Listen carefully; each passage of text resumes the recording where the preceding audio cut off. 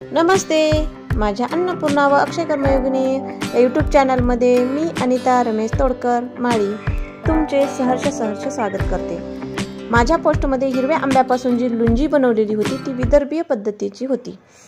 माझ्या गोड मैत्रिणींना गोड अशी आज कच्च्या कैरीची लुंजी मी बनवणार आहे। तिची चव अजूनही माझ्या जिभेवर रिंगाळत आहे। ज्यांनी कधीच ही खाल्ली नाही किंवा आवडत नसेल तर एकदा करून आणि खाऊन पहाच। लहान मुलांना तर आंबट गोड चवीचे जेवढे पदार्थ असतात ते खूप चवीने खातात।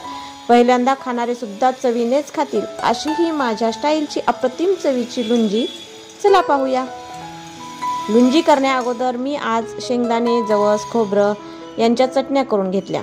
या चटण्या आमच्या सगळ्यांच्या खूप आवडीच्या आहेत व आपल्या जेवणामध्ये त्यांचं स्थान नित्यानं असावंच।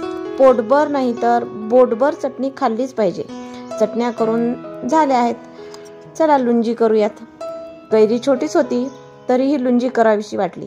विदर्भीय खानदेशातील लुंजीत आपण तेल, मोहरी, जिरे, मेथ्या, लाल तिखट व गूळ, चवीपुरते मीठ घालून करतो, पण आज मी असा पदार्थ ऍड केलाय ज्याची चव अप्रतिमच लागली। कोणता पदार्थ असेल चला पाहूया।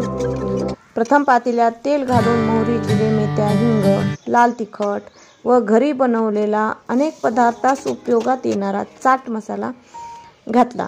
त्यात गूळ व शिजण्यासाठी पाणी घातले व 5 मिनिटे शिजवून त्यात कच्चा कढीपत्ता व कोथिंबीर वरतून चिरून घातली, जी विदर्भीय लुंजीत नसते। यात आपण कढीपत्ता, कोथिंबीर फोडणीतही घालू शकतो। तसेच मेथ्या न घालता फक्त चाट मसालाही घालू शकतो किंवा मेथ्या, चाट मसाला, हिंग अशी फोडणी देऊ शकतो किंवा फोडणीत व वरतूनही थोडासा मसाला घालू शकतो। माझ्या गोड मैत्रिणींनो, कसंही करा, प्रत्येकाची चव प्रत्येक वेळेस चव निराळी व अजब गजबच लागेल। आपल्या हातून सुद्धा प्रत्येक वेळा चव बदलतेच, हो ना?